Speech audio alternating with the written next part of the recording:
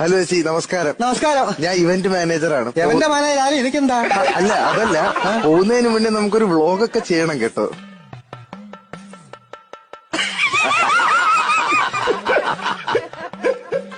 ഞാനേ ഇതൊരു കല്യാണമുണ്ടോ? ഞാൻ മറുപടി ഞാൻ തരുന്നില്ല ഇപ്പൊ ഞാന് കേട്ടോ. നീ സംസാരിക്കാതെ നീ എടാ, കല്യാണം കഴിഞ്ഞ് 3-ാം മാസം എന്റെ ഭർത്താവ് തട്ടിപ്പോയി കേട്ടോ. ഞാൻ അങ്ങനെ ജീവിച്ചോളല്ലേ ഞാൻ കേട്ടോ. അവന് എടാ 3 മാസം കഴിഞ്ഞ് ഭർത്താവ് ചത്തുപോയെങ്കിലും ഞാൻ ഇന്ന വരെ ഒരു കല്യാണം കഴിച്ചിട്ടില്ല. 8 വർഷം കഴിഞ്ഞാണ് എനിക്ക് കുഞ്ഞു പിറക്കുന്നത്. അങ്ങനെ ജീവിക്കാനാണെങ്കിൽ മിണ്ട ഇത് കഴിയട്ടെ കേട്ടോ.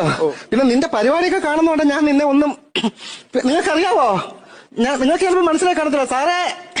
ഇവിടെ തൊപ്പി ചേരാത്ത കേരളത്തിൽ 2 പേരേ ഉള്ളൂ. ഒന്ന് ശിക്കാരി ശംഭു